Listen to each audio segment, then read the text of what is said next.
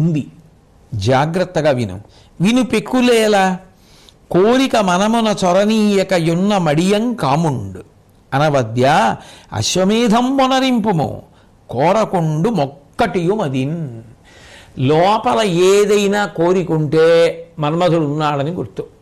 మన్మధుణ్ణి ఓడించడం అంటే కోరికకి దూరంగా జరిగిపోవడం. అసలు కోరిక లేదు, మన్మధుణ్ణి ఓడించేశావు. ఏ రూపంలోనైనా లోపల కోరిక ఉంది, మన్మధుడి చేతిలో ఓడిపోయావు. కాబట్టి నువ్వు ఇప్పుడు అశ్వమేధయాగం చెయ్యి. కానీ అశ్వమేధయాగము చేత నాకు ఇది కావాలని ఏమీ కోరకవు. ఏమీ కోరకుండా నువ్వు చేసేటటువంటి అశ్వమేధయాగంలో నీకు ముందు జయం కాపుడి మీద కలుగుతుంది. అది మనశ్శాంతికి కారణమవుతుంది. కాబట్టి అటువంటి యాగాన్ని చెయ్యి. చచ్చిన బంధుల కొనిరావచ్చుని తలపకము నీవు వారిన్ క్రతువుల్ విచ్చలవిడి చేయుము నిన్ను మెచ్చు జగంబు సమకూరు మీద సుగతియున్. నువ్వు ఇదే పనిగా భీష్ముడిని చంపేశాను, కర్ణుడిని చంపేశాను అని ఏడుస్తూ కూర్చొని నాకు ఈ రాజ్యం వద్దు, నేను అడవికి వెళ్ళిపోతాను, రోజు ఇలా నువ్వు చెప్తుండా, మేము నీకు చెప్తుండా, వాళ్ళు వస్తారా? ఆ కర్ణుడు బతికొస్తాడా? ఆ భీష్ముడు బతికొస్తాడా? ఫలితం లేని పనికి కాలాన్ని ఎందుకు వ్యర్థం చేస్తావు? కాబట్టి అటువంటి ప్రయత్నాన్ని వదిలిపెట్టేసి నువ్వు ఇప్పుడు ఏం చెయ్యాలి? ఒకవేళ వాళ్ళని చంపడం చేత నీకు పాపం వచ్చి ఉంటే దాన్ని ఎలా తొలగించుకోవాలని ఆలోచించు. అంతేగాని వాళ్ళని చంపేశాను, నాకు మనశ్శాంతి లేదు, నేను అడవికి వెళ్ళిపోతాను, అక్కడికి వెళ్ళిపోతే వస్తుందని ఏమిటి నమ్మకం? అడవికి వెళ్ళిపోతావు. నీలో ఉన్నది అడవికి వెళ్ళిపోతే ఎక్కడికి పోతుంది? ఇంట్లో ఉన్నదైతే ఇంటికి దూరంగా పోతే పోతుంది. నీలో ఉన్నది నువ్వు ఎక్కడికి వెడితే అక్కడికి వస్తుంది. కాబట్టి నీలో ఉన్న ఈ పరితాపం పోవడానికి నువ్వు అడవికి పోవడం కాదు మార్గం. ఏది నువ్వు చేస్తున్నావో దాని వలన ప్రయోజనం లేదని తెలుసుకోవడం.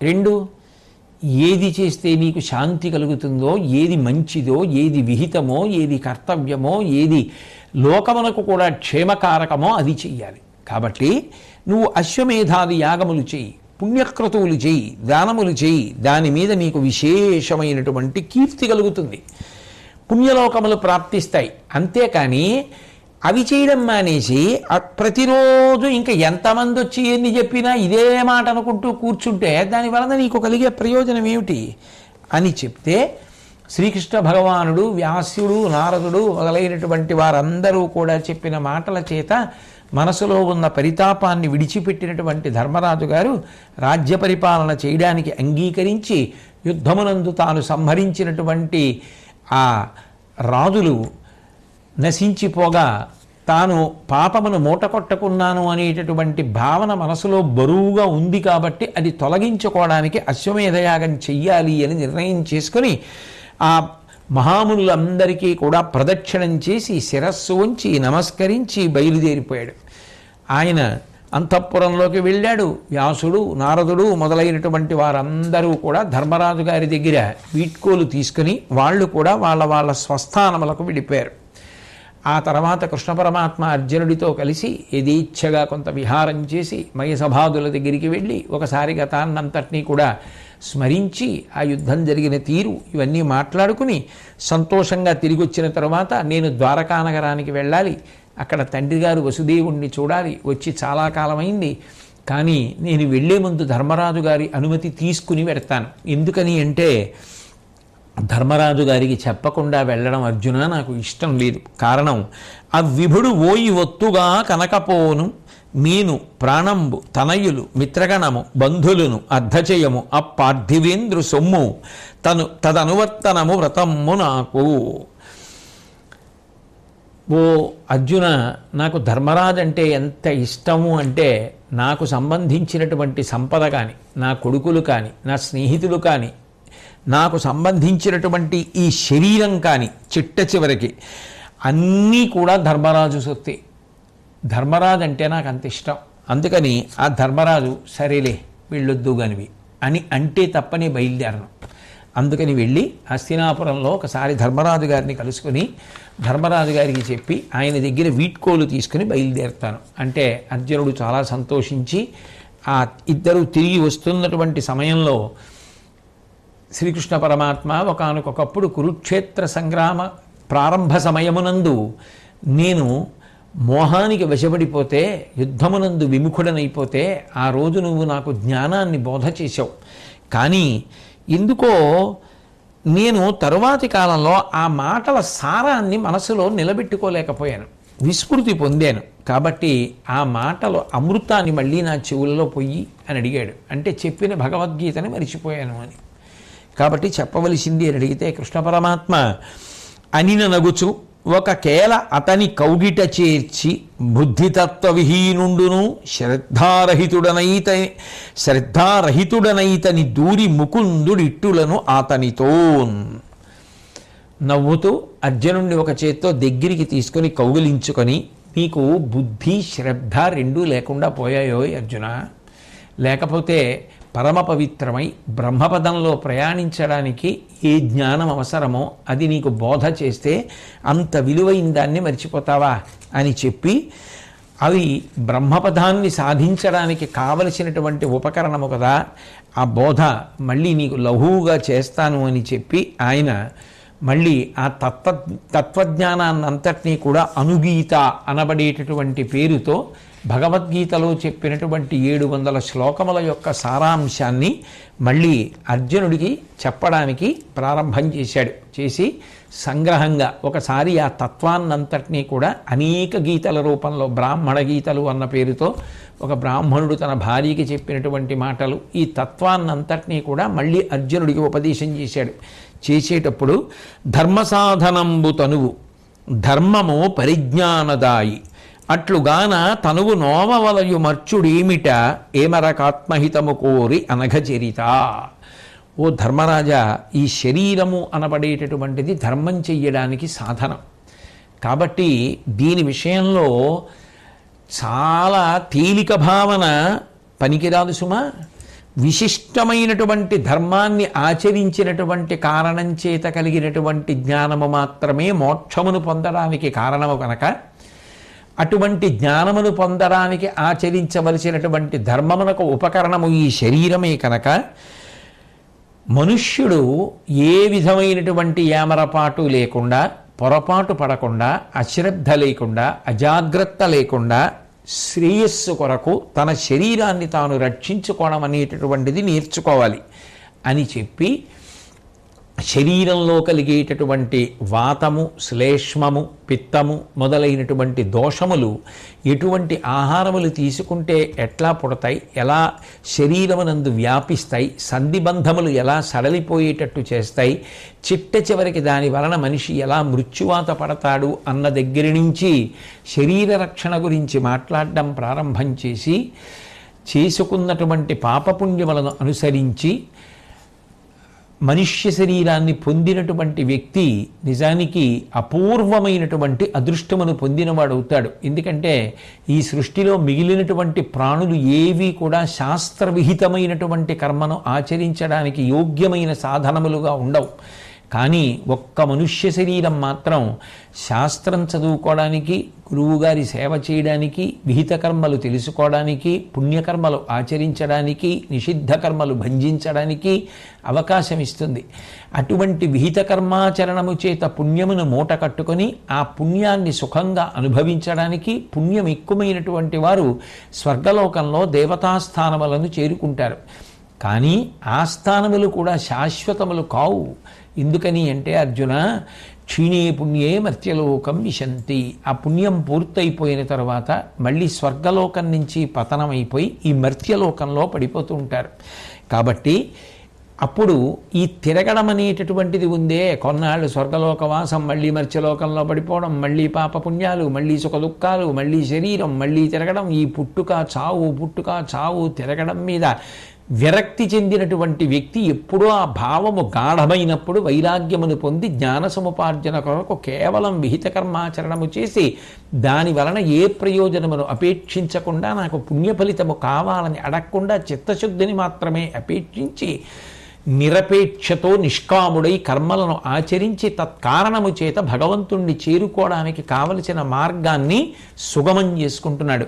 కాబట్టి దానికి జన్మజన్మాంతర సుకృతం ఉండాలి అని చెప్తూ ఒకానొకప్పుడు ఒక భర్త తన భార్యకి చేసినటువంటి ఉపదేశాన్ని బ్రాహ్మణ గీతలు అని పిలుస్తారు.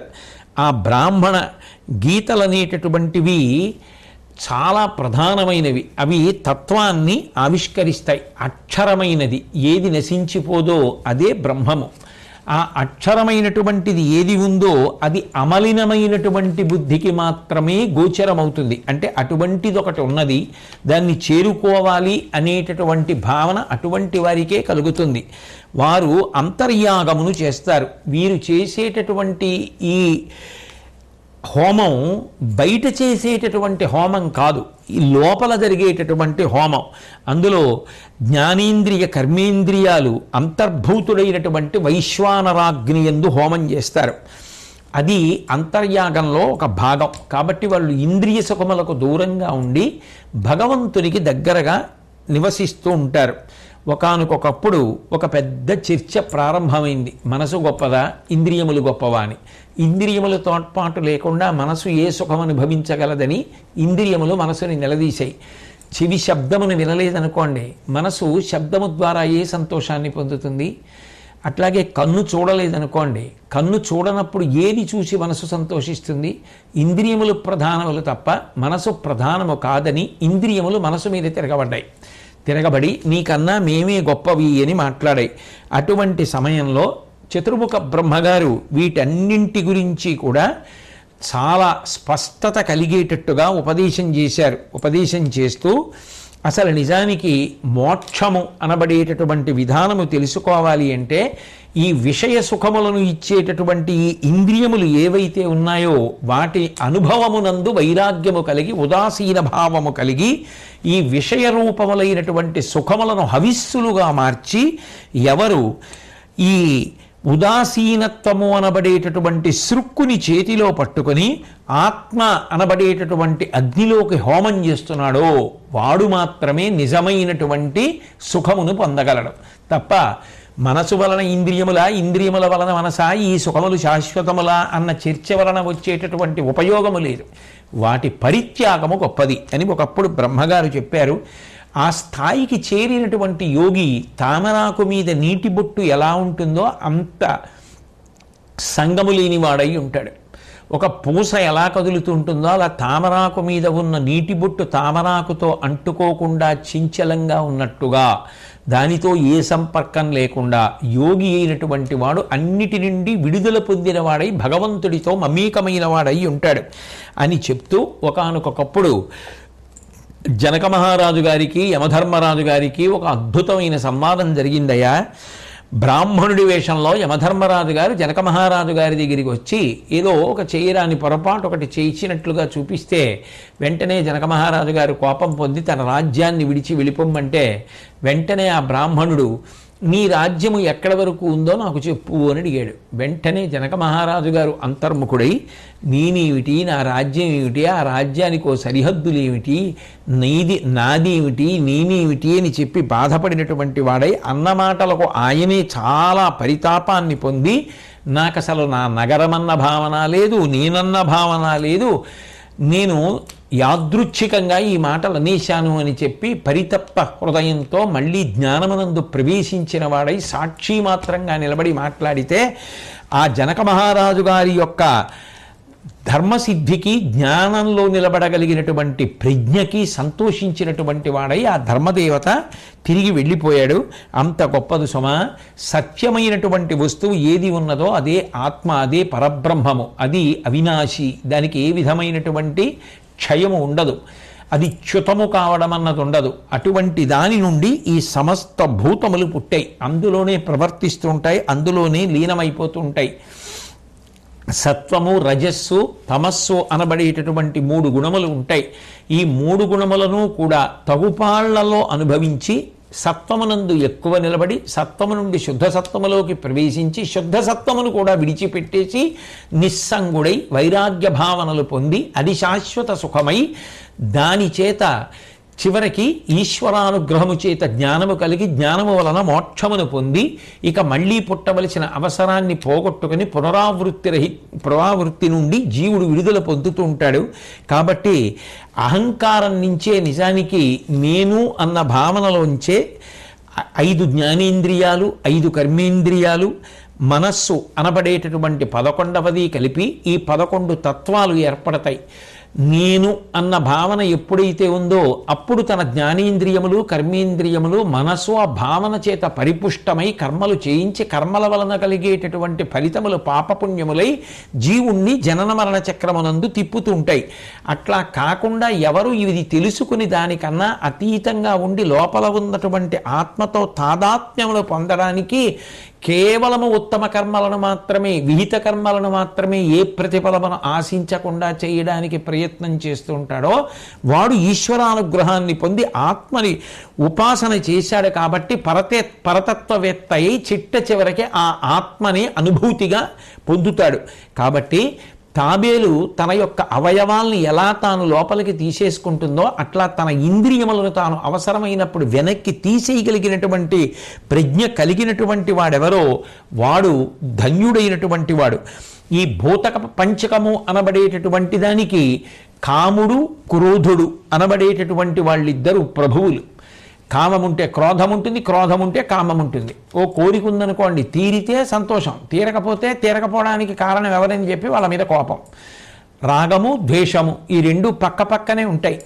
అందుకని ఈ రాగద్వేషములు ఇద్దరూ కూడా ఈ పంచభూతములు అనబడేటటువంటి సముద్రానికి ప్రభువులు. ఈ సముద్రాన్ని దాటాలి అనుకునేటటువంటి విద్వాంసుడు అహింసా లక్షణాన్ని అలవాటు చేసుకోవాలి. ధార్మికమైనటువంటి నడవడి ఎవరు పొందుతారో వారు సమస్తమైనటువంటి బంధనముల నుండి విడుదల పొందుతారు అని చెప్పి, తపస్సు అనేటటువంటిది చాలా చాలా గొప్ప విషయం సుమా.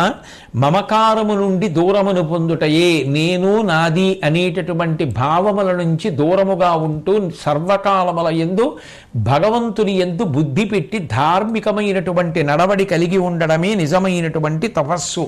దాని చేత ఈశ్వరానుగ్రహమును కలిగి పొంది సత్యమునందు మనిషి నిలబడగలుగుతాడు అని చెప్పి మహానుభావుడైనటువంటి ఆ శ్రీకృష్ణ పరమాత్మ అనుగీత రూపంలో మళ్ళీ సంక్షిప్తంగా భగవద్గీతనంతటినీ కూడా కృష్ణ పరమాత్మకి అందించి అందరి వద్ద సెలవు తీసుకుని మళ్ళీ తిరిగి హస్తినాపురానికి కృష్ణ పరమాత్మ అర్జునుడితో కలిసి వచ్చిన తరువాత ధృతరాష్ట్రుడి వద్ద, గాంధారి వద్ద, ధర్మరాజు గారి వద్ద, భీమార్జునుడు కుల సహదేవుల వద్ద సెలవు తీసుకుని ఆయన మళ్ళీ తొందరలో నేను వస్తాను అని చెప్పి వాళ్ళందరినీ ఊరడించి రథమెక్కి బయలుదేరుతుంటే ఆయన్ని విడిచిపెట్టి ఉండలేక కొంత దూరం ఆయనతో పాటుగా అర్జునుడు అనుగమించాడు. ఒక పెద్ద రథంలో కృష్ణ పరమాత్మ, పక్కన సోదరుడైన సాత్యకి, ఒక చిన్న రథంలో చెల్లెలైనటువంటి సుభద్ర బయలుదేరి వెడుతుంటే శ్రీకృష్ణ పరమాత్మ మీద పుష్పవృష్టి కురిసింది. ఆ ద్వారకానగరానికి వెళ్ళేటటువంటి దారిలో ఉదంకుడు అనబడేటటువంటి మహర్షి ఆశ్రమానికి శ్రీకృష్ణ పరమాత్మ చేరుకున్నారు. చేరుకున్న తర్వాత ఆ ఉదంకుడు శ్రీకృష్ణ పరమాత్మకి స్వాగతవచనములు పలికినటువంటి వాడై ఆయనని సేవించి అర్ఘ్యపాద్యాదులను ఇచ్చిన తరువాత మనసులో ఏదో కొద్దిగా అన్యభావన కలిగింది కృష్ణుడి మీద. కలిగి కొద్దిగా అందులో శ్లేష ధ్వనించేటట్టుగా కృష్ణ పరమాత్మని ప్రశ్నించాడు. భరతుల పాలికేగి తగ పాండవ కౌరవ బంధుభావముంగరము దృఢంబు చేసితే సుఖస్థితి రాజుల వారి వారి విస్ఫురిత మహాధిరాజ్యముల చొప్పుల నిల్పితే పక్షపాతితాదురితము లేని నీవు జనతోష విధాన విశారదుండవై. హోయ్ శ్రీకృష్ణ పరమాత్మ, నీకు ఏ పక్షపాతము అంటదు కదా, నువ్వు అందరి పట్ల సమభావంతో ఉంటావు కదా, అటువంటి వాడివి కౌరవ సభకి వెళ్ళావా, రాయబారం చెప్పావా, చెప్పి ఏ యుద్ధము రాకుండా భరతవంశీయులందరినీ కూడా ఒక్కటి చేసి వాళ్ళ బంధుత్వాలు నిలబడేటట్టుగా చేశావా, రాజులకు వారి వారికి చెందవలసినటువంటి రాజ్యభాగములు చెందేటట్టుగా చేసి శాంతిని లోకమునందు స్థాపించావా అని అడిగాడు. అది జరగలేదు కదా. కాబట్టి జరగని దాన్ని కృష్ణ పరమాత్మ కావాలనుకుంటే జరిపించి ఉండేవాడు తప్ప ఆయన వద్దనుకున్నాడు కాబట్టే యుద్ధం జరిగేటట్టు చేశాడు అనేటటువంటి భావన కొద్దిగా ఎత్తి పొడుపుగా అడిగినటువంటి విధానంలో ఉంది. కృష్ణ పరమాత్మ జవాబు చెప్తూ, కరముచితంబుగా పలికి గర్వపు మాట నదల్చి భీతికిన్ తెరువగునట్లు చెప్పి కడు దీనత తోపగ నాడి సంధిక కురుపతిన్ తమ్ము ప్రోవు మగకొల్పక జాలన నాకు భీష్ముడు ఆ గురుండును తోడు చెప్పిరి మునుల్ బహుభంగులను తీరత్తరిన్. నేను ఆ దుర్యోధనాదుల దగ్గరకు వెళ్ళాను. సభలో అందరూ కూర్చునుండగా రాయబారాన్ని వినిపించాను, భయపెట్టి చెప్పాను, మంచిగా చెప్పాను. ఎన్ని రకాలుగానో చెప్పవలసినటువంటి మంచి మాటలన్నింటినీ కూడా చెప్పి సంధి ఏర్పడడానికి ప్రయత్నం చేశాను. కానీ ఆ దుర్యోధనుడు కానీ ఆయన సోదరుడు కానీ ఆ సంధికి ఒడంబడడానికి ఇష్టపడలేదు. నేను చెప్పినటువంటి మాటలకి అక్కడ ఉన్నటువంటి భీష్ముడు, గురువైనటువంటి ద్రోణుడు, సభలో ఉన్నటువంటి మునులు అందరూ కూడా నన్ను సమర్థిస్తూ నాతో పాటుగా మాట్లాడినప్పటికీ కూడా వాళ్ళెవ్వరూ కూడా నా మాట విననటువంటి కారణం చేత, పేరాశ పొందినటువంటి కారణం చేత రాజ్యమునంతటినీ తాము మాత్రమే అనుభవించాలనేటటువంటి స్వార్థబుద్ధితో ప్రవర్తించిన కారణం చేత సంధి వైఫల్యమైపోతే రాజ్యం కోసం జరిగినటువంటి మహాసంగ్రామంలో అందరూ మరణించారు. కౌరవులందరూ నిశ్శేషంగా మరణిస్తే పాండవులలో 5 పాండవులు మాత్రమే మిగిలేరు. కాబట్టి కాల నియమాన్ని ఎవరు అతిక్రమించగలరు? కాలం రూపంలో పరమేశ్వరుడు ధర్మ సంస్థాపనాక్రమంలో పడగొట్టవలసిన వాళ్ళందరినీ పడగొడతాడు కదా అని చెప్తే ఆ మహర్షికి కళ్ళు చింతనిప్పులైపోయి, కృష్ణ పరమాత్మ తలుచుకుంటే యుద్ధాన్ని ఆపలేరా? శాంతి స్థాపించలేరా? వాళ్ళ మధ్య సుహృద్భావం కలిగేటట్టు చెయ్యలేరా అనేటటువంటి భావం పొందినటువంటి వాడై, నువ్వే కౌరవ వంశాన్ని అంతటినీ కూడా శ్రీకృష్ణ నాశనం చేశావు, సంధి నేర్పుగా చెయ్యాలి అనుకుంటే నువ్వు చెయ్యగలవు, ఈ పాపానికి అంతటికీ కూడా నువ్వే కారణం, నీకు భయంకరమైనటువంటి శాపం ఇస్తానన్నాడు. అంటే కృష్ణ పరమాత్మ అన్నారు, ఓ మునీశ్వర, కోపాన్ని చాలించు. కోపం ఎప్పుడూ క్షేమకరం కాదు. శాంతుడవై ముందు నేను చెప్పినటువంటి విషయాల్ని విను. నువ్వు నాకు శాపమిస్తే నీ తపస్సు చెడిపోతుంది తప్ప నాకు కొత్తగా కలిగేటటువంటి హాని ఏమీ ఉండదు. ఇక పైగా నువ్వు నన్ను శపించడానికి ప్రయత్నిస్తే ఇంతకాలం నుంచి చేస్తున్నటువంటి మహాతపస్సుతో పాటుగా ఇంతకాలం నుంచి అవలంబించినటువంటి బ్రహ్మచర్య దీక్ష కూడా నశించిపోతుంది. కాబట్టి నువ్వు నన్ను శపించే ప్రయత్నం నుంచి విరమించు అని చెప్తే, అయితే నువ్వేం చెప్పాలనుకుంటున్నావో శ్రీకృష్ణ పరమాత్మ చెప్పు. అది విన్న తరువాత నేను సంతోషిస్తే, నా మనసు శాంతి పొందితే నా మనసును మరలిస్తాను, శాపం ఇవ్వను అంటే శ్రీకృష్ణ పరమాత్మ నవ్వి ఆయన చేయవలసినటువంటి ప్రయత్నం ఏదో ఆయన చేశాను అని చెప్తూ, తాను పరమాత్మ స్వరూపంగా ధర్మ సంస్థాపనార్థం ఆవిర్భవించిన వాడనని, అది అట్లా జరగవలసి ఉన్నప్పుడు అట్లా జరగడం వినా వేరొక మార్గం ఉండదని అర్థమయ్యేటట్టుగా తన యొక్క పరతత్వాన్ని తెలియచేసే విధంగా ఉదంకుడితో మాట్లాడుతూ, తమము రజస్సు సత్వము నుదంక మదీయ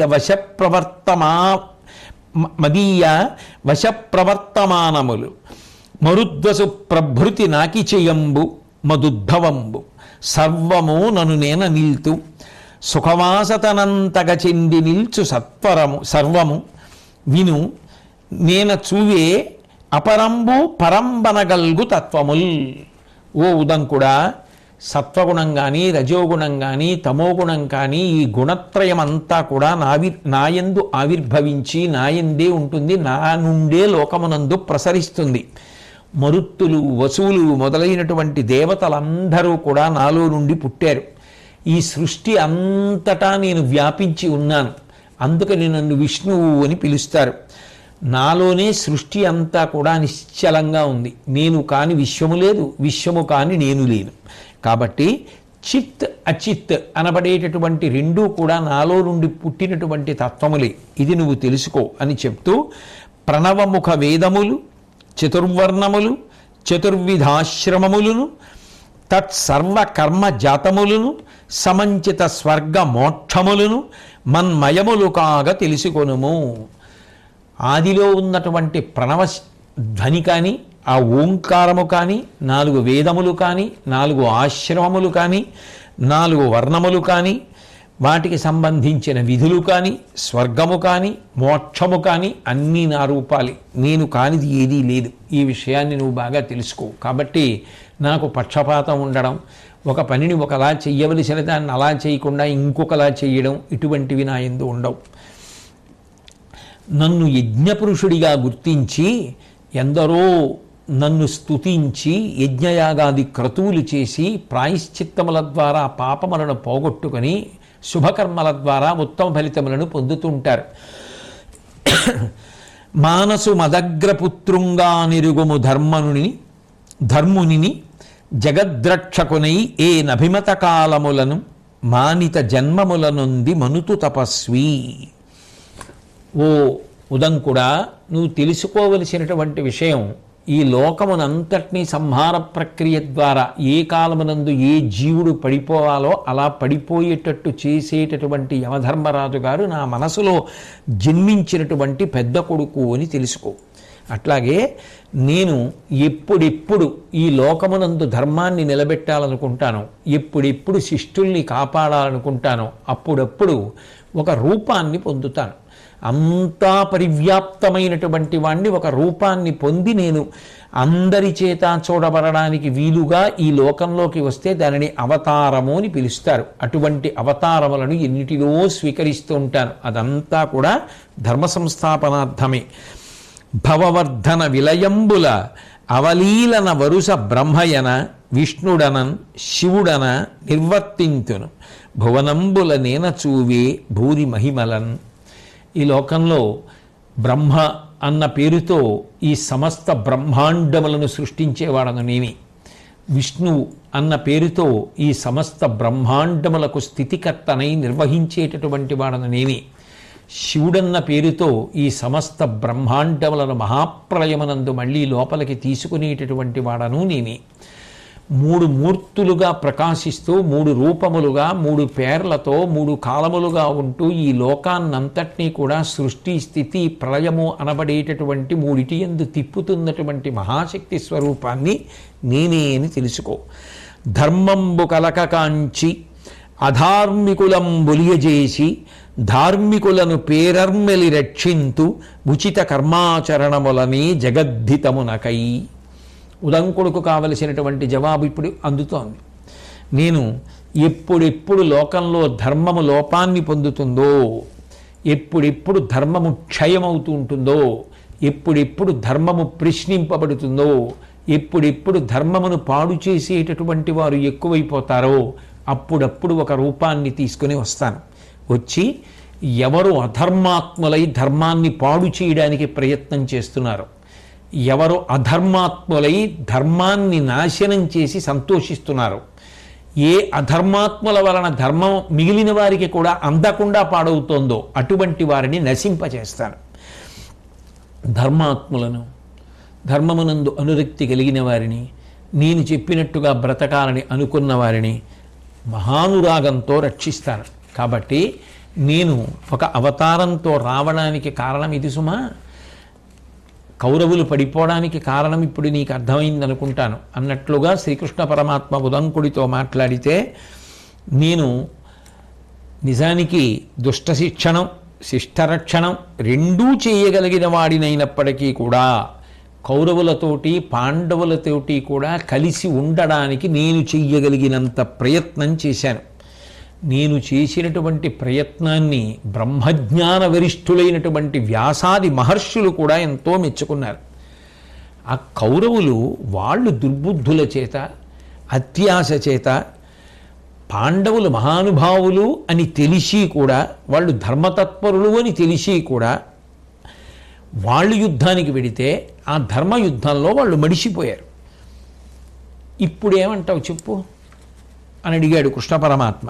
అడిగేటప్పటికీ ఉదంకుడు తన మనసులో పొందినటువంటి ఆగ్రహాన్నంతటినీ కూడా విడిచిపెట్టి అత్యంత వినయంతో వంగి శ్రీకృష్ణ పరమాత్మకు నమస్కరించిన వాడై, ఇప్పుడు నీ మహామహిమ ఏర్పడ సమ్యగ్ అనుగ్రహంబునం చెప్పిన ఈ సమంచిత విశేషమునెల్ల నిరింగుదున్ మదింకప్పిన ఈ దురాగ్రహపు గర్వము ముంచికొనంగా నాకు మున్ చొప్పడియన్ సుధా సదృశ సూక్తుల తీర్చితివివ అచ్యుత.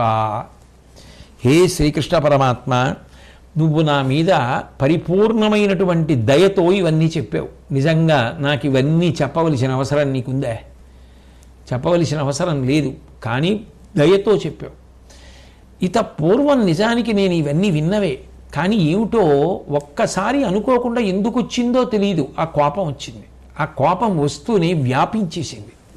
అది కమ్ముకోవడంలో నేను ఉచితానుచితములను మరిచిపోయాను. కానీ నువ్వు నాకు దయతో బోధ చేయడం వల్ల నేను యథాస్థితిని పొందాను. నువ్వు నన్ను అనుగ్రహించినట్టయితే ఒక్కసారి నీ విశ్వరూప దర్శనం కటాక్షించమని అడిగితే వెంటనే పురుషోత్తముడైనటువంటి శ్రీకృష్ణ పరమాత్మ ఆ విశ్వరూప సందర్శనాన్ని ఉదంకుడికి అనుగ్రహించారు. ఆ విశ్వరూప దర్శనం చేసినటువంటి ఉదంకుడు పరమ సంతోషంతో పుండరీకాక్ష ఈ పొడమి ఎంతయును భవత్పాద పంక్తి సంవ్యాప్తమయ్యే అంబరంబెల్లను ఆవృతమయ్యని మహిత సముజ్వల మస్తకముల అంతరిక్షము తావకాద్భుత కుక్షి దేశంబుల చేత సంచన్నమయ్యే భవదీయ మహనీయ బాహర్గళాని చయాపి హితముల అయ్యే అన్ని దిశలు బహుచరణములు బహుశిరోభాగములను బహుజఠరములు బహుభుజాప్రకరములను దేవా ఇట్లు సర్వంబును నీవయైత అచ్చి ఇది నాదు కన్ను మనంబు దునిపే. ఓ శ్రీకృష్ణ పరమాత్మ, ఈ భూమి అంతా కూడా నీ పాదముల చేత పరివ్యాప్తమైపోయింది. ఆకాశమంతటినీ కూడా నీ శిరస్సు కప్పేసింది. అనేకమైనటువంటి శిరస్సులతో దర్శనమిస్తూ ఆకాశాన్ని కప్పేశావు. భూమికి ఆకాశానికి మధ్యలో ఉన్నటువంటి ప్రదేశాన్నంతటినీ కూడా నీ ఉదరములు ఆక్రమించేశాయి. మహాభుజములు సర్వదిక్కులా కూడా వ్యాపించేశాయి. అనేకమైన పాదాలతోటి, శిరస్సులతోటి, ఉదరాలతోటి, భుజాలతోటి విశ్వమంతా నిండిపోయినటువంటి నీ రూపాన్ని చూసి నా కన్నులు, మనసు గొప్ప తృప్తిని పొందాయి. ఇంతకన్నా నా జీవితానికి ధన్యత ఉంటుంది. మహానుభావ, నా అదృష్టం నువ్వు విశ్వరూప దర్శనాన్ని కటాక్షించావని శ్రీకృష్ణ పరమాత్మను ఉద్దేశించి స్తోత్రం చేసి నువ్వు ఈ విశ్వరూపాన్ని ఉపసంహారం చేసి సహజ రూపాన్ని ధరించమని ప్రార్థన చేస్తే శ్రీకృష్ణ పరమాత్మ విశ్వరూపాన్ని ఉపసంహారం చేసి తన సహజ రూపాన్ని తాను పొందారు. తదనంతరం ఆ ఉదంకుడు శ్రీకృష్ణ పరమాత్మను ఉద్దేశించి నేను మీ విశ్వరూపాన్ని పొందినందుకు ఎంతో ఆనందాన్ని పొందాను, అంటే నీ పట్ల నేను కూడా ఎంతో సంతోషాన్ని పొందాను, కాబట్టి వరాన్ని కోరుకోమని కృష్ణ పరమాత్మ అన్నారు. అంటే ఉదంకుడు అన్నాడు, మీరు నన్ను అడగమన్నారు కానీ విశ్వరూప సందర్శనం చేసిన తరువాత ఇంకా నాకు కోరికలు ఏముంటాయి, అయినా ఒక్క కోరిక కోరుతాను. ఈ ప్రాంతము నిర్జల ప్రాంతము, ఇక్కడ చుక్క నీరు ఉండదు. ఈ నీరు లేనటువంటి కారణం చేత చాలా కష్టాలు ఉంటాయి. నీరు లేకపోతే ధర్మం నడవడమే కష్టం. స్నానం ఎట్లా చేస్తారు, అర్ఘ్యం ఎలా ఇస్తారు, నీరు లేకపోతే ప్రాణములు ఎలా నిలబడతాయి. నీరు లేనప్పుడు ఇంకా ధర్మం అన్న మాట ఎక్కడ నిలబడుతుంది. నీటి చుక్క కోసం ఒకరినొకరు కలహించుకుని ప్రాణములు కూడా తీసేసుకుంటారు. ఎందుకంటే నీటి వలన ప్రాణములు నిలబడతాయి కాబట్టి. ఇది నిర్జల ప్రదేశం కాబట్టి నువ్వు ఇక్కడ నీళ్లు కలిగేటట్టుగా అనుగ్రహించమని అడిగితే శ్రీకృష్ణ పరమాత్మ అన్నారు, తప్పకుండా నీకు ఎప్పుడెప్పుడు నీరు కావాలనిపిస్తే అప్పుడప్పుడు నన్ను స్మరించు అని చెప్పి వెళ్ళిపోయారు. కొంతకాలం అయిపోయిన తర్వాత ఈ ఉదంకుడు ఆ జలము కలిగితే బాగుంటుంది, నీరు కలిగితే బాగుంటుంది అన్న ఉద్దేశ్యంతో శ్రీకృష్ణ పరమాత్మని స్మరించారు. స్మరించగానే ఒక వ్యక్తి దర్శనమిచ్చాడు. ఆయనకి మొలలో ఏమీ బట్టలు లేవు, దిగంబరుడై ఉన్నాడు. ఒళ్ళంతా మురికి పట్టేసి ఉంది. కానీ ఆయన ఒంటి మించి మాత్రం శుద్ధమైనటువంటి జలం కారుతోంది. ఆయన ఉదంకుడిని పిలిచి, ఓ ఉదంకుడా, నువ్వు నీరు కావాలన్నావు కదా, ఇదిగో ఈ నీరు తాగు అన్నాడు. అంటే ఆ ఉదంకుడు ఆ వ్యక్తిని చూసి మొల మీద బట్టలేదు, ఒళ్ళంతా మట్టి, నీరు మాత్రం పరిశుభ్రమైనటువంటిది కారుతోంది. ఈ వ్యక్తి ఒంటి మించి కారుతున్న నీళ్లు తాగడం యోగ్యం కాదు అనిపించి నాకు అక్కర్లేదు, నేను తాగను అన్నాడు. అనగానే ఆ వ్యక్తి అదృశ్యమైపోయాడు. వెంటనే శ్రీకృష్ణ పరమాత్మ ప్రత్యక్షమై, ఎంత పని చేశావయ్యా ఉదంకుడా, నీ కోసమని నేను దేవేంద్రుడిని అమృతం అడిగాను. అడిగితే దేవేంద్రుడు అమృతం అనేటటువంటిది దేవతలు తాగడానికి తప్ప నరులకు ఇవ్వడం కుదరదు కదా అంటే, నేను తీక్షణంగా చూసిన కారణం చేత దేవేంద్రుడు భయపడి, అయితే నేను అమృతాన్ని ఉదంకుడికి అనుగ్రహించడానికి బయలుదేరి వస్తాను, కానీ యథారూపంగా ఇంద్రుడిగా రాను. చూడగానే ఆయనకి హేయభావం కలిగేటట్టుగా వస్తాను. కానీ ఆయన తన తపశ్శక్తి చేత గ్రహించి అమృతాన్ని పుచ్చుకుంటే అదృష్టవంతుడు, పుచ్చుకోకపోతే నా తప్పు లేదు, నేను అట్లా వస్తానని కృష్ణ పరమాత్మ దగ్గర ఒప్పందం చేసుకుని ఇంద్రుడు వచ్చాడు. ఆ ఇంద్రుడే ఆ దిగంబరంగా వచ్చిన వ్యక్తి రూపంలో వచ్చాడు. ఉదంకుడు దాన్ని గ్రహించలేకపోయాడు. గ్రహించలేకపోయినటువంటి కారణం చేత ఆ స్రవిస్తున్నటువంటి అమృతపానాన్ని అంగీకరించలే, ఆ పానం చేయడానికి అంగీకరించాల. ఇంద్రుడు వెళ్ళిపోయాడు. శ్రీకృష్ణ పరమాత్మ ఎంత అదృష్టాన్ని నువ్వు జార్చుకున్నావయ్యా అని చెప్పి బాధపడితే ఉదంకుడు సరే జరిగినది ఏదో జరిగిపోయింది, అవసరమైనప్పుడు మీరు దయచేసి జలం పడేటట్టుగా అనుగ్రహించండి అని కృష్ణ పరమాత్మని ప్రార్థన చేస్తే కృష్ణ పరమాత్మ అనుగ్రహించి ఎప్పుడెప్పుడు నీరు కావలసి వచ్చినా నన్ను స్మరించు, మేఘములు వచ్చి వర్షిస్తాయని వరం ఇచ్చారు. అందుకే ఆ నిర్జల ప్రదేశంలో ఉదంకుడు ఎప్పుడు స్మరిస్తే అప్పుడు వచ్చి మేఘములు వర్షిస్తాయి. కాబట్టి ఆ మేఘములకు ఉదంక మేఘములు అనబడేటటువంటి పేరు కలిగింది. ఈ ఉదంకుడు చాలా చాలా గొప్పవాడు అవడానికి కారణం ఆయన గౌతముడి యొక్క శిష్యుడు. ఆయనతో పాటుగా విద్యాభ్యాసం చెయ్యడానికి చేరినటువంటి శిష్యులందరూ కూడా గౌతముడి దగ్గర విద్యాభ్యాసం చేసి విద్యాసముపార్జన చేసి వెళ్ళిపోయినప్పటికీ కూడా ఈ ఉదంకుడు మాత్రం గురు శుశ్రూష చేస్తూ అలా ఉండిపోయాడు. గౌతముడు పంపలేదు, ఈయన వెళ్ళలేదు. ఒకనాడు గౌతముడు కట్టెలు తీసుకురమ్మంటే మొయ్యలేనంత బరువైన కట్టెల మోపు తల మీద పెట్టుకుని తీసుకొచ్చి ఆ కట్టెలు కింద పడేసినప్పుడు పెరిగిపోయిన జటలలో ఒక జట ఆ కట్టెలలో చిక్కుకుని ఊడి కింద పడింది. ఆయన చూస్తే అది నిలిచిపోయింది. బ్రహ్మచారి అద్దం చూసుకోడు కదా, అందుకని అప్పుడు ఉదంకుడు ఆ జటని చూసి ఏడ్చాడు. ఏడిస్తే గురువుగారు గౌతముడు వచ్చి దేనికి ఏడుస్తున్నావు అని అడిగాడు. చూశారా, నా జట నిలిచిపోయిందంటే నా జుత్తు నిలిచిపోయిందనమాట. అందరూ వెళ్ళిపోయారు విద్యాసముపార్జన చేసి, నాకు వృద్ధాప్యం కూడా వచ్చేస్తోంది, కానీ మీరు మాత్రం నీ విద్యాభ్యాసం పూర్తయిపోయింది వెళ్ళొచ్చు అన్నమాట అనలేదు. అంటే నా విద్యాభ్యాసం పూర్తి కాలేదు, నా శరీరం జర్జరీభూతం అయిపోతోందని నేను బాధపడుతున్నాను, అందుకు దుఃఖపడుతున్నాను అన్నాడు. అంటే గౌతముడు అన్నాడు, నువ్వు దుఃఖపడవలసిన అవసరం లేదు. శిష్యుడిగా నీకున్నటువంటి ఈ శుశ్రూష బలం, నీకున్నటువంటి గురుభక్తి లోకమునకు చాటడానికి ఇటువంటి కార్యం, అది గౌతముడి భావన. అందుకని నువ్వు బెంగ పెట్టుకోవలసిన అవసరం లేదు. నీకు సమస్త విద్యలు భాషిస్తాయి, గొప్ప తేజోవంతుడవు, అందులో సందేహం లేదు. నీకు తగిన క్షేత్రము కావాలి, నీ తేజస్సును భరించగలిగినది. కాబట్టి నా కుమార్తెను అటువంటి తేజోవంతురాల్ని అందగత్తెగా మార్చి నీకిచ్చి వివాహం చేస్తానని చెప్తే ఆయన ఎంతో సంతోషించాడు. సంతోషించి గౌతముణ్ణి, నేను మీ దగ్గర విద్యాభ్యాసం చేసినందుకు ఇప్పుడు గృహస్థాశ్రమంలో ప్రవేశించే ముందు నేను గురుకట్నం ఇవ్వాలి, కాబట్టి మీరు ఏమి ఇమ్మంటారు చెప్పండి ఇస్తానంటే గౌతముడు ఏమీ అక్కర్లేదని చెప్పినప్పటికీ కూడా ఉదంకుడు విడిచిపెట్టకుండా ఏదో ఒకటి ఇస్తానంటుంటే గౌతముడు, అయితే మీ అమ్మగారు అంటే గురుపత్ని అహల్యని అడుగు, ఆ అహల్య ఏమైనా అడిగితే తీసుకురా అన్నారు. అంటే ఈయన ఆ అహల్యని అడిగాడు, అమ్మ ఏం తీసుకురమ్మంటారు, నేను గురువుగారికి ఏదో ఒక బహుమానం చెయ్యాలి అనుకుంటున్నాను, కాబట్టి గురుకట్నం ఇవ్వాలనుకుంటున్నాను, ఏం తెమ్మంటారు అంటే ఆవిడంది సౌదాసుడి భార్య మదయంతి అని ఒక ఆవిడ ఉంది, ఆవిడ దగ్గరికి వెళ్ళి ఆవిడ యొక్క కుండలములను తీసుకురమ్మంది. అంటే ఈయన ఆ కుండలములు తీసుకురావడానికి వెళ్ళిన తర్వాత గౌతమ మహర్షి ఏడి కనపట్టలేదు ఉదంకుడు అడిగితే, ఇలా కట్నం అడిగితే ఆ సౌదాసుడి యొక్క భార్య మదయంతి యొక్క కుండలములు తీసుకురమ్మన్నాను, వెళ్ళాడు అని చెప్పింది. వెంటనే గౌతముడు అన్నాడు, అయ్యో ఆయన నరమాంస భక్షకుడు, వీడిని చంపి తినేస్తాడేమో, ఎందుకు పంపావు అన్నాడు. అంటే నాకేం తెలుసు, ఆయన నన్ను నిగ్రహించాడు, గురుకట్నం ఇస్తానమ్మా ఏదో ఒకటి అడగండి అంటే నేను అది చెప్పాను అంది.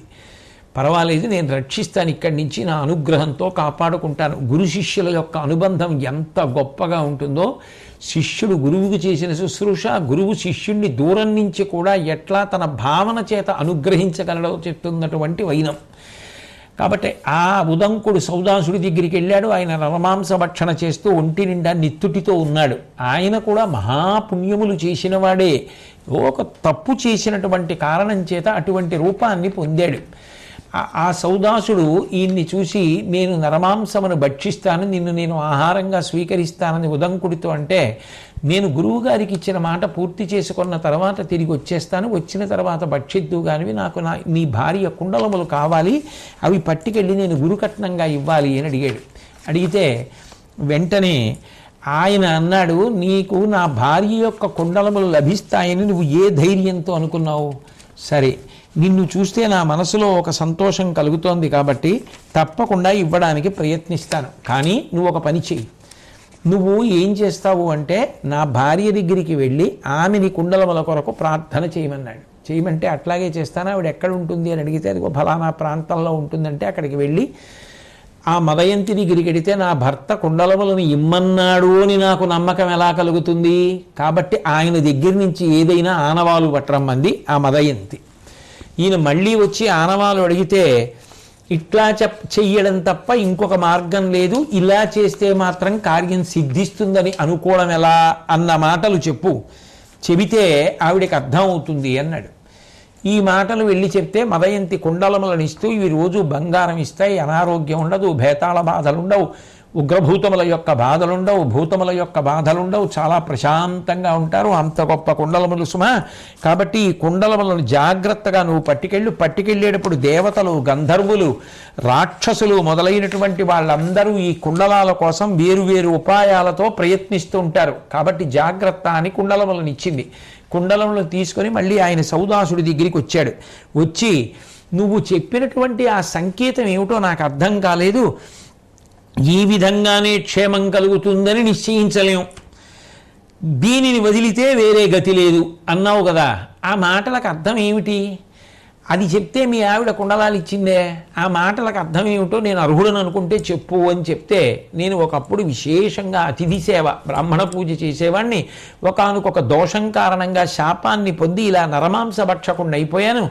మళ్ళీ నేను నీ వంటి ఉత్తముల యొక్క సేవ చేతనే మళ్ళీ పూర్వరూపాన్ని పొందాలి, నిన్ను చూస్తే మనశ్శాంతి కలుగుతోందంటే ఆ గొప్పంతా మా గురువుగారైనటువంటి గౌతమ మహర్షి బహుశా ఈ సమయంలో నిన్ను స్మరిస్తూ ఉంటారు, అందుకే నీకు ఇంత మనశ్శాంతి కలిగింది, నువ్వు తప్పకుండా పూర్వవైభవాన్ని పొందుతావని 1కి 10 మార్లు ఆశీర్వచనం చేసి జింక చర్మంలో మూట కట్టుకుని కుండలములు పట్టుకుని వెళ్ళి మార్గమధ్యంలో ఆకలేస్తే మారేడు ఫలాలు చూసి తిందామని చెట్టెక్కుతూ కొమ్మకి తగిలిస్తే ఆ కొమ్మకి తగిల్చిన మూట కింద పడితే వెంటనే ఒక నాగరాజు వచ్చి ఆ కుండలములను తస్కరించి పుట్టలోంచి పాతాళలోకానికి వెళ్ళిపోతే ఆ ఎట్లాగైనా మళ్ళీ ఆ కుండలములను తీసుకురావడం కోసం అక్కడ దొరికిన ఓ కర్రపుల్లతోటి ఆ పుట్టని తవ్వి ఆ మార్గం గుండానే తాను పాతాళానికి చేరడానికి ఉదంకుడు ప్రయత్నిస్తుంటే మహానుభావుడైనటువంటి దేవేంద్రుడు చూసి గురువు యొక్క మన్నన పొందినవాడు, ఇంత గొప్ప శిష్యుడు, గురువుల యొక్క అనుగ్రహాన్ని పొందినటువంటి శిష్యుణ్ణి కాపాడాలి కదా అని చెప్పి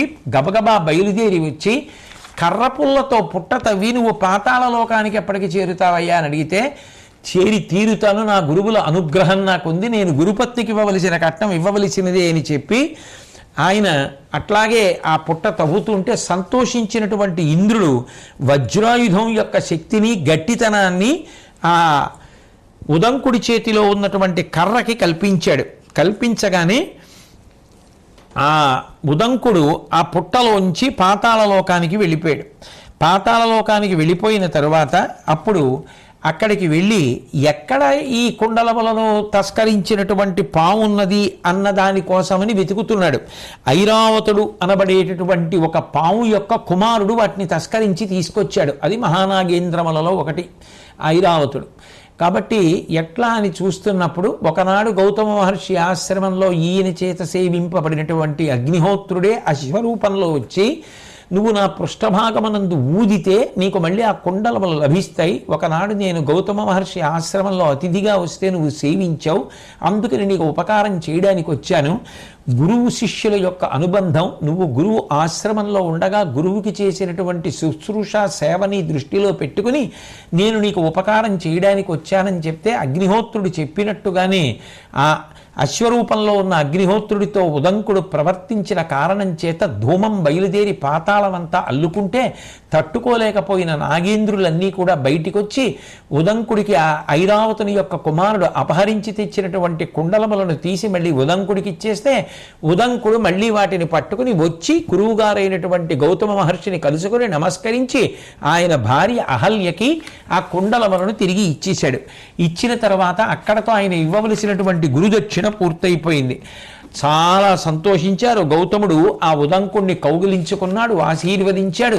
గురు శిష్యుల యొక్క వైభవం ఎంత గొప్పగా ఉంటుందో, కేవలం సంకల్ప బలం చేత గురువు ఎలా రక్షిస్తాడో, గురువు పెట్టినటువంటి పరీక్షకి తట్టుకున్నటువంటి శిష్యుడు ఎంత మహోన్నతమైనటువంటి స్థానాన్ని పొందాడో చెప్పేటటువంటి విషయం ఇది. అటువంటి ఉదంకుడు కనుక ఆ ఉదంకుడి విషయంలో కృష్ణ పరమాత్మ అంతటి ప్రేమ భావన చూపించి విశ్వరూప సందర్శనం కూడా ఇచ్చి తదనంతరం ద్వారకానగరానికి చేరుకుని ద్వారకానగరంలో బంధువులందరినీ కలిసి సంతోషంగా వాళ్ళందరినీ కూర్చోపెట్టి కురుక్షేత్ర సంగ్రామం జరిగినటువంటి విధానాన్ని వివరించి మహావీరులందరూ మడిసిపోయినటువంటి విధానం, ధర్మరాజు గారికి రాజ్యం కలిగినటువంటి విధానం, ఆ తర్వాత ధర్మరాజు గారికి పట్టాభిషేకం జరిగినటువంటి వైనం, ధర్మరాజు గారు అశ్వమేధయాగం చెయ్యాలని సంకల్పం చేసినటువంటి విధానం, వ్యాస నారదాది మహర్షులందరూ చేసినటువంటి బోధాక్రమాన్ని తన వారందరికీ కూడా తెలియచేసి అందరూ కూడా సంతోషంగా ఉన్నారు. గురువుగారి సేవ చేసి, గురువుగారి శుశ్రూష చేసి, గురువు యొక్క అనుగ్రహాన్ని పొందినటువంటి శిష్యుడైన ఉదంకుడి పేరు మీద మేఘములు ఏర్పడి నిర్జలమైన ప్రాంతంలో ఆయన సంకల్పం చేసినంత మాత్రం చేత కృష్ణ పరమాత్మ యొక్క అనుగ్రహ విశేషంగా వర్షాలు పడి నీళ్లు లభిస్తున్నాయి అంటే ఈ దేశంలో గురు శిష్య సంబంధం ఎంత గొప్పదో, ఎంత దూరంలో ఉన్న గురువు కేవల స్మరణల చేత శిష్యుణ్ణి ఎలా అనుగ్రహించగలడో, గురువు యొక్క పరీక్షని తట్టుకుని గురువు యొక్క ప్రేమని పొందగలిగినటువంటి శిష్యుడు ఎంత స్థాయిని పొందగలడో నిరూపించినటువంటి పరమాద్భుతమైనటువంటి ఘట్టము ఆ ఉదంకోపాఖ్యానము. ఆ విధంగా ధర్మరాజు గారు మనశ్శాంతి పొందారు. శ్రీకృష్ణ పరమాత్మ ఆయన చేయవలసినటువంటి అంతర్యుద్ధం గురించి తెలియచేశారు. మళ్ళీ అర్జునుడికి అనుగీత ప్రబోధం చేశారు. ధర్మరాజు గారు అశ్వమేధయాగం చేయడానికి సిద్ధపడుతున్నారు. ఉదంక మేఘములు ఏర్పడి ఉదంకుడి యొక్క కథ శుభప్రదంగా పరిసమాప్తమైంది. ద్వారకానగర ప్రజలందరూ కూడా పాండవుల యొక్క యోగక్షేమములను తెలుసుకుని ఎంతో సంతోషంగా ఉన్నారు. ఇన్ని సంతోషములకు కారణమైనటువంటి శ్రీకృష్ణ పరమాత్మ యొక్క అనుగ్రహము ధర్మరాజు గారి యందు అంత ఉండడానికి ప్రధానమైన కారణము ధర్మరాజు గారు అనుష్ఠించినటువంటి ధర్మమే. అందుకే అంతటి కృష్ణ పరమాత్మ కూడా నా రాజ్యము కానీ, సంపద కానీ, నా మిత్రులు కానీ, బంధువులు కానీ సమస్తము ధర్మరాజుదే అన్నాడు. అంటే ధర్మాన్ని అనుష్ఠించేటటువంటి వారి యందు భగవంతునికి ఎంత నిరతిశయ ప్రీతి ఉంటుందో నిరూపించినటువంటి అనేక మంగళప్రదమైనటువంటి సంఘటనల యొక్క సమాహార స్వరూపంగా ఇవాళ పూర్తయినటువంటి అశ్వమేధ పర్వంలో ఉన్నటువంటి కథాసారాంశం మనకి తెలియచేస్తోంది. కాబట్టి అంత సారవంతమైనటువంటి ధర్మమును అనుష్ఠించడానికి కావలసినటువంటి సమస్త విభూతులను, ధైర్యాన్ని మనకి ఆ శ్రీకృష్ణ పరమాత్మ తన నిర్హేతుక కృపాకటాక్ష వీక్షణముల చేత అనుగ్రహించుగాక అని ఆయన పాదములు పట్టి ప్రార్థన చేస్తూ మళ్ళీ రేపు సాయంకాలం కలుసుకున్నప్పుడు శ్రీకృష్ణ పరమాత్మ నా చేత పలికించినంత మేర అశ్వమేధ పర్వంలో ఉన్నటువంటి మిగిలిన భాగంలో ఆయన చెప్పించినంత మేర చెప్తాను అని చెప్పి తెలియచేసుకుంటూ సెలవు తీసుకుంటున్నాను. స్వస్తి.